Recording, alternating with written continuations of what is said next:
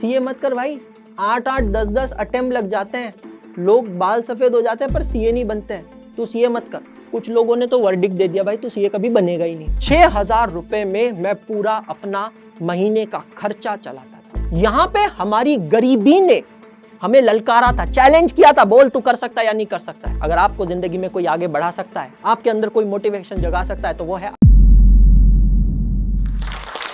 दोस्तों, हम लोग सक्सेस के लिए इधर उधर भटकते रहते हैं, इधर उधर बात करते हैं, देखते हैं कि कहां हमें सक्सेस मिल जाए, कैसे हम सेल्फ मोटिवेटेड हो सके। ये सक्सेस हमारे भारत के हर एक घर में बसती है, क्योंकि हमारे भारत के हर एक घर में कोई ना कोई चैलेंज है, कोई ना कोई परिश्रम है। और उस चैलेंज और उस परिश्रम को अगर आप समझ लेते हो और जज्बा रखते हो कि मैं अपने परिवार की परेशानी से लड़ूंगा और उसको ओवरकम करूंगा, तो हां, मैं सक्सेसफुल हूं।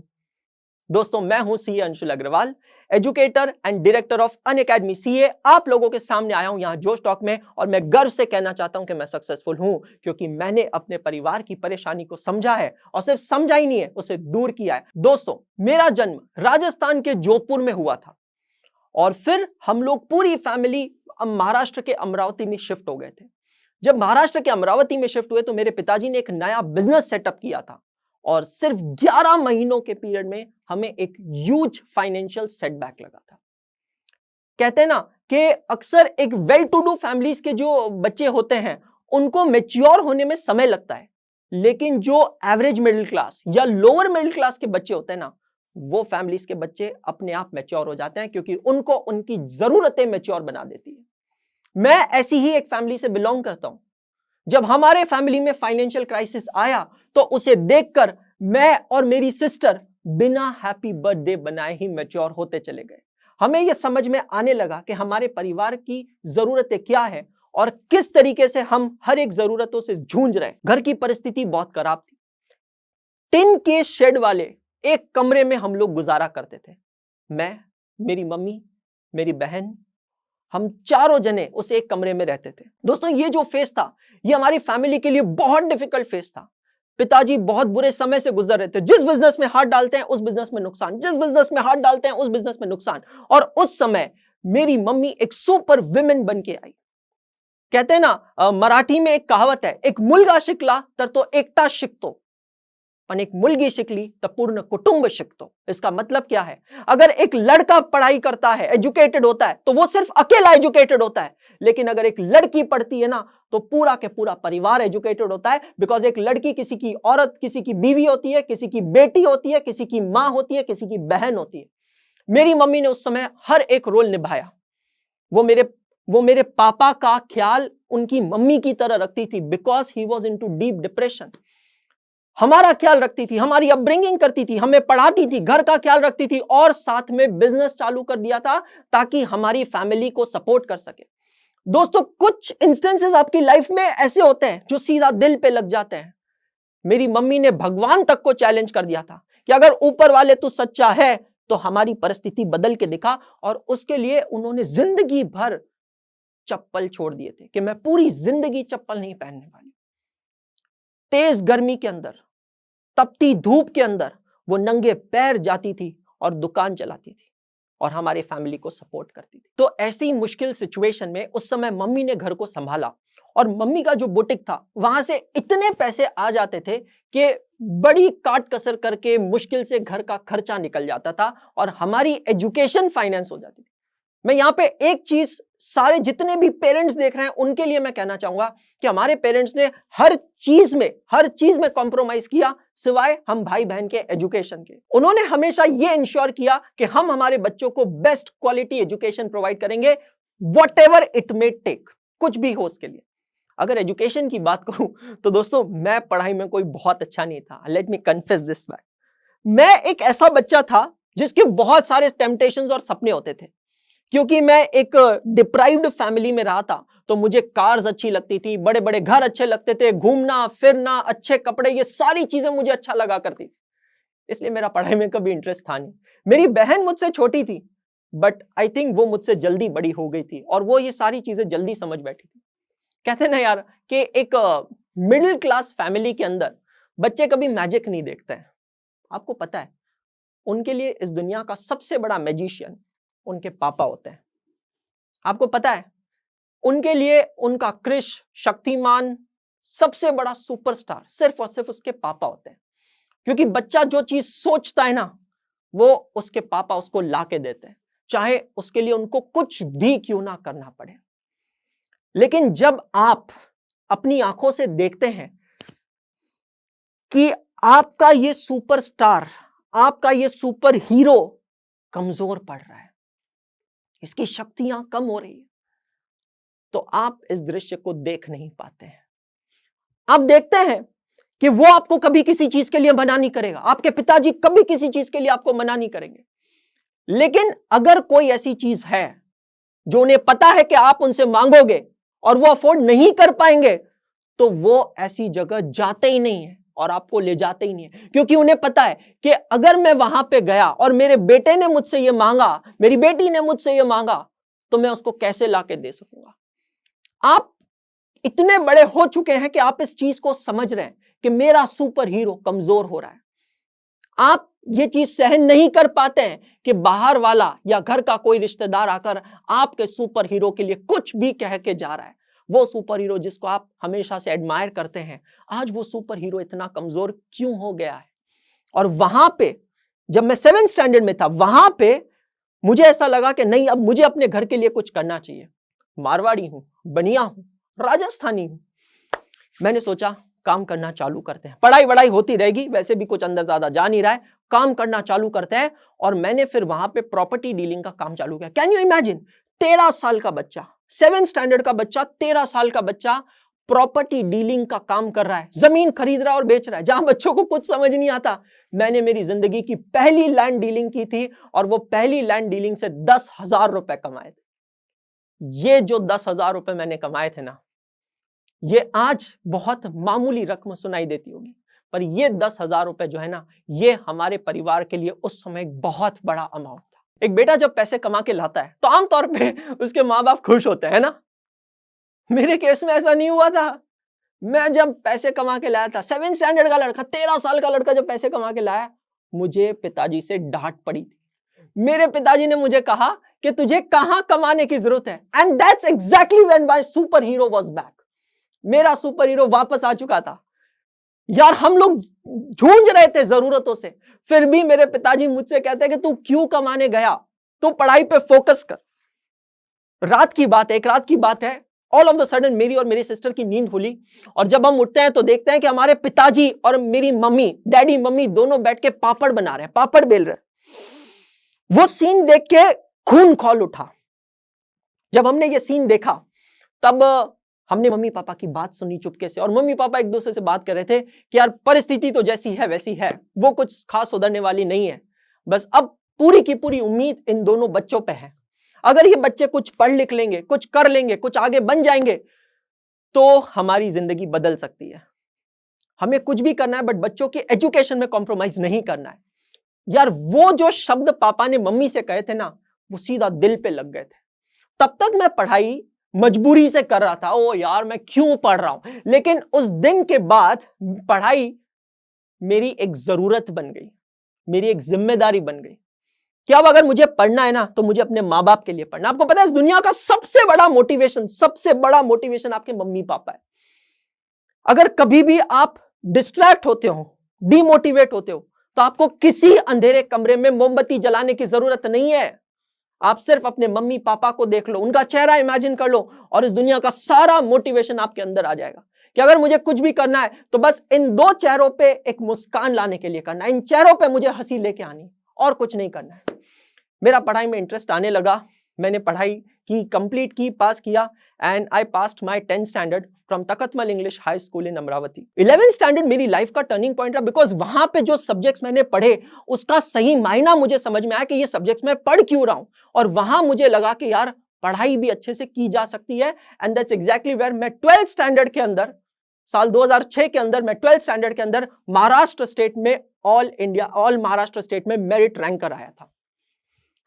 दोस्तों, 12th में मेरिट आने के बाद मैंने सोच लिया था मुझे चार्टर्ड अकाउंटेंसी करना है, सीए करना है, और उसका सबसे बड़ा रीजन मैं आज पहली बार पब्लिक डोमेन में बता रहा हूं, क्योंकि सीए एक सबसे सस्ता कोर्स है। दूसरा रीजन मैं आपको बताता हूं, ये जो कोर्स है it is of deservation not reservation. यहां किसी प्रकार का आरक्षण नहीं होता है दोस्त, नो रिजर्वेशन एट ऑल। तुम में काबिलियत है, क्षमता है, आगे बढ़ो, मेहनत करो, अचीव कर जाओ। मेरी सिस्टर डॉक्टर बनना चाहती थी बट हम अफोर्ड नहीं कर सकते थे, और फिर उसने कहा कि चलो मैं इंजीनियरिंग करती हूं। पिताजी ने मौसाजी से 40,000 रुपए उधार लिए, सिस्टर की इंजीनियरिंग कॉलेज की फीस भरी। मेरी सिस्टर को जब पता चला कि पापा ने उधारी से पैसे लेकर कॉलेज की फीस भरी है, वो बहुत रोई कि मुझे इंजीनियरिंग नहीं करना, मुझे नहीं पढ़ना, मैं भी सीए कर लेती हूं, क्योंकि हमारी परिस्थिति नहीं है। दोस्त आप सोचिए, जिस घर की मासिक इनकम 15,000 रुपए हो, 20,000 रुपए हो, वो घर में 40,000 रुपए का कर्ज कितनी बड़ी बात होती है। तब जाके मेरी सिस्टर को पता चला कि अमरावती यूनिवर्सिटी का एक रूल है कि जो यूनिवर्सिटी टॉपर होता है उसको उसकी पूरी फीस वापस दी जाती है, 100% रिफंड। मेरी सिस्टर ने मुझसे कहा, भैया तू मुझसे प्रॉमिस कर, मैं तुझसे प्रॉमिस करती हूं, अब हम पढ़ के कमाएंगे, क्योंकि ऐसे तू कमाएगा तो पिताजी ने डांटा है, पापा ने डांटा है ना, अब हम पढ़ के कमाएंगे। मेरे दोस्त, मेरी सिस्टर छोटी है बट मैंने उससे बहुत कुछ सीखा है। उसने 4 साल जी जान लगा दी और इंजीनियरिंग के 4 सालों में उसने अमरावती यूनिवर्सिटी से टॉप करके पूरी की पूरी फीस रिफंड ले ली बाय वे ऑफ स्कॉलरशिप। तो आप यहां समझ रहे हो यार, इससे पता एक चीज समझ में आती है, winners don't think about circumstances, they think about opportunity. समझ रहे हो? And when you think about opportunities, circumstances become conducive. अब इसको मैं हिंदी में बताता हूं, इसका मतलब क्या है। सफल होने वाला इंसान कभी भी सर्कमस्टेंसेस के बारे में नहीं सोचता है, क्या है कैसा है, नहीं सोचता है। वो अपॉर्चुनिटी के बारे में सोचता है कि मैं क्या कर सकता हूं। यहां पे हमारी गरीबी ने हमें ललकारा था, चैलेंज किया था, बोल तू कर सकता है या नहीं कर सकता है। And that's exactly where my sister accepted this challenge, और वो यूनिवर्सिटी टॉपर बनके सारा का सारा पैसा रिफंड लेके आई। मैं सीए कर रहा था, मेरी सिस्टर को देख के मेरे अंदर मोटिवेशन आ रहा था कि नहीं, मुझे भी कुछ करना है। फिर कुछ लोगों ने मेरे पिताजी को सलाह दी कि यार तुम्हारा लड़का इतना टैलेंटेड है, इसका टैलेंट अमरावती में वेस्ट हो रहा है, इसको तुम किसी बड़े शहर भेजो, इसको तुम पुणे भेजो। बट अब पुणे जाना मतलब हमारे परिवार के अफोर्ड कैपेसिटी के बिल्कुल बाहर था, क्योंकि पुणे एक बहुत बड़ा शहर है। हॉस्टल का खर्चा, मेस का खर्चा, ट्रैवलिंग, ट्रांसपोर्टेशन, दूर दूर तक हमारे खानदान में कोई पुणे नहीं गया था। मैंने फिर से एक बार पिताजी को बोलते हुए सुना, पापा मम्मी से कह रहे थे कि मैं और काम करूंगा, मैं और मेहनत करूंगा, लेकिन मैं अंशुल को पुणे भेज के रहूंगा। दोस्तों, मेरे पिताजी ने मुझे पुणे भेजा। जब मैंने सोचा कि पुणे का मेरा महीने का खर्चा 6,000 रुपए के आसपास आ रहा है, तो मैंने पुणे में एक ऐसी जगह आर्टिकलशिप की, ज्वाइन की, जहां मुझे 3,000 रुपए महीना स्टाइपेंड मिल रहा था। जब मैं अमरावती में आर्टिकलशिप कर रहा था तो 540 रुपए महीना स्टाइपेंड था, और जब मैं पुणे गया तो 3,000 रुपए स्टाइपेंड मुझे मिल रही थी पुणे में। 3,000 रुपए मैं कमाता था, 3,000 रुपए पापा भेजते थे। 6,000 रुपए में मैं पूरा अपना महीने का खर्चा चलाता था। मुझे पता नहीं ये बात मुझे यहां बोलनी चाहिए या नहीं बोलनी चाहिए, क्योंकि ये सेशन तो मेरे पेरेंट्स भी देखने वाले हैं। बट मम्मी पापा, आज मैं आपसे कन्फेशन करना चाहता हूं।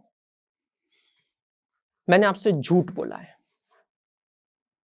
मैंने आपसे ये झूठ बोला है कि आपने कभी मुझसे पूछा था फोन पे रात को कि बेटा तूने खाना खाया है क्या,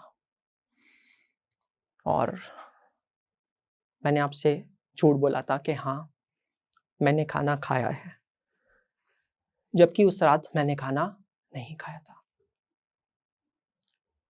मुझे माफ कर देना। मैं एक सिंपल चीज कहना चाहता हूं, मुझे मेरी गरीबी का, मुझे मेरे स्ट्रगल का गर्व है। I am proud of it. लोग अपनी गरीबी को छुपाते हैं कि मैं कैसे दिखा दूं मैं इतना गरीब था। मैं अपनी गरीबी यहां पे ओपनली आके आपके सामने रख रहा हूं, क्योंकि आई थिंक ये वो गरीबी है जहां एक कमरे के टिन के मकान में रहने वाला परिवार आज इस देश के कई शहरों के आलीशान बंगलों में और फ्लैट में रह रहा है। ये हमारी सक्सेस है। 6,000 रुपए महीने में पुणे में अपना खर्चा निकालता था, सीए करता था, जिंदगी ने बहुत टर्ब्यूलेंस दिखाए। जब मैं सीए कर रहा था ना, मुझे हजारों लोग मिले डिमोटिवेट करने के लिए।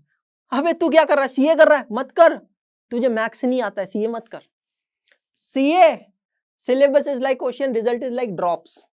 सीए मत कर भाई, 8-8 10-10 अटेम्प्ट लग जाते हैं, लोग बाल सफेद हो जाते हैं पर सीए नहीं बनते हैं, तू सीए मत कर। कुछ लोगों ने तो वर्डिक्ट दे दिया, भाई तू सीए कभी बनेगा ही नहीं। मैंने कहा आने दो, देख लेते हैं। जिसके पास सेल्फ मोटिवेशन होता है ना, उसे किसी और चीज की जरूरत नहीं होती। मैं जब अपने क्लास में देखता था तो मेरे दोस्तों के बाकी चैलेंजेस होते थे। गर्लफ्रेंड्स चैलेंज है, मॉल में घूमना है ये चैलेंज है, बाप के पैसे उड़ाना है ये चैलेंज है, बैकलॉग्स है ये चैलेंज है, कुछ समझ नहीं आ रहा है ये चैलेंज है, टीचर अच्छा नहीं लग रहा है, टीचर कभी क्रश बन गया ये चैलेंज है। मेरी जिंदगी में कभी ये चैलेंज आया नहीं, लेकिन मैं सच बता रहा हूं, मेरी जिंदगी का एक गोल था और गोल बहुत फिक्स था कि मुझे मेरे परिवार को स्टेबल करना है। मैं अभी तक समझ चुका था, अभी तक मेरे दिमाग में सारी चीजें क्लियर हो गई थी कि अगर मुझे मेरी फैमिली को स्टेबल करना है तो मुझे जल्दी से जल्दी सीए बनना है। तो उन लोगों के लिए फर्स्ट अटेम्प्ट में सीए बनना एक ऑप्शन था, मेरे लिए कभी वो ऑप्शन था ही नहीं। तो I never thought about the challenges like backlogs, revisions, ये कैसे होगा वो कैसे होगा। I never asked anything to my life, why me? I always said try me, bring it on, लेकर आओ, जो चैलेंज लेना है लेके आओ। चमड़ी मोटी कर चुका हूं मैं। अरे जिसकी चमड़ी बचपन में मोटी हो गई है उसको अब किसी तीर से कोई चोट नहीं लग सकती है। दोस्तों 2011 में मैंने फर्स्ट अटेम्प्ट में सीए और सीएस दोनों क्वालिफाई किया। Can you imagine? July 2011 first attempt में chartered accountancy, all the groups in the very first sitting, and August 2011 company secretaryship, all the group in the very first attempt. कहते हैं ना, जब आपके परिवार में कुछ अच्छा होता है तो सब कुछ अच्छा होता है। अब 2011 आ चुका था, मैं सीए बन गया, मैं जॉब पे लग गया, मेरी सिस्टर कमाने लग गई, पापा का बिजनेस स्टेबल हो गया, फैमिली में सब कुछ सही होने लग गया, सब कुछ सही होने लग गया। तो कहते हैं ना, ऑल्स वेल एंड्स वेल। लेकिन फिर एक पॉइंट आया जहां मुझे फील हुआ कि यहां पैसा तो है, सैटिस्फैक्शन नहीं है। और यहां मैं अपनी जिंदगी का अगला मकसद आप लोगों के सामने रखना चाहता हूं। पैसे के पीछे मत भाग, नॉलेज के पीछे भाग, सफलता झक मार के तेरे पीछे आएगी। कहते हैं ना, स्ट्रगल्स आपका पीछा नहीं छोड़ते हैं। यह बात फैक्ट है। इंसान की लाइफ में कभी भी ग्राफ ऐसा स्ट्रेट नहीं होना चाहिए, क्योंकि जिंदगी हो या फाइनेंसेस हो, जब लाइन सीधी होती है ना तो इंसान मर जाता है। आपकी जिंदगी की लाइन हमेशा ऊपर नीचे ऊपर नीचे ऊपर नीचे चलती रहनी चाहिए। अब मेरी जिंदगी का ग्राफ ऊपर था, अब नीचे आने का समय आ गया था वापस। When I started teaching, I started with lot of struggle. जब भी मैं क्लास खत्म करके घर पे आता था, मम्मी से, अपनी वाइफ से, सबसे कहता था मुझ में क्या कमी है, मैं इतना अच्छा पढ़ाता हूं, जो बच्चे मुझसे पढ़ते हैं वो मेरी तारीफ करते हैं, फिर एडमिशंस क्यों नहीं होते हैं? Why are we not getting admissions? उधर से मैंने वापस कुछ सीखा कि नहीं, मुझे अब अपनी जिंदगी से भी लड़ना है। मेरी wife Swati, she has always been a very strong pillar in my life. मेरी जिंदगी में जितने भी उतार चढ़ाव आए, she has always been very supportive to me. और फिर आता है साल 2020, पूरी दुनिया कोविड से जब जूझ रही थी, सब लोग हैरान थे, परेशान थे, मैं भी हैरान था, परेशान था अपनी फिक्स्ड कॉस्ट से कि अपनी कंपनी कैसे चलाऊंगा। एडमिशंस नहीं है।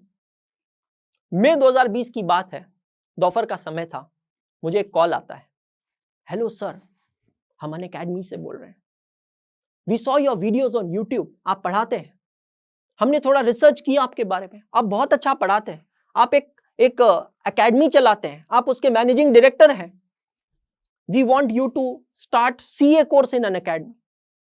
और वो मेरी जिंदगी का सबसे बड़ा टर्निंग पॉइंट था, जिसके वजह से आज यहां मैं आपके सामने खड़ा हूं। दोस्तों 2020 में 1 जून 2020 को मैंने अनअकैडमी ज्वाइन किया एज एन एजुकेटर, जहां पे जब मैं गया तो मैंने देखा बाय एंड लार्ज पूरा फोकस जेई, नीट और यूपीएससी पे था। सीए तो मतलब एक ट्रायल एंड एरर वाली चीज थी।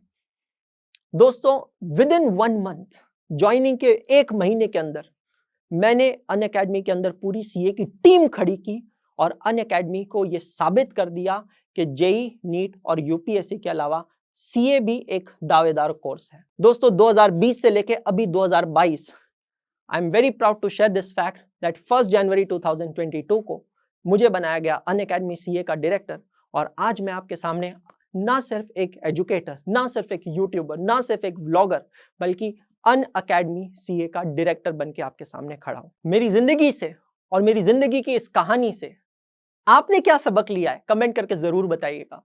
बट अगर मैं मेरी बात बताऊं तो हमेशा जमीन पे खड़े होकर आसमान में प्लेन देखने वाला आज प्लेन से सफर कर रहा है।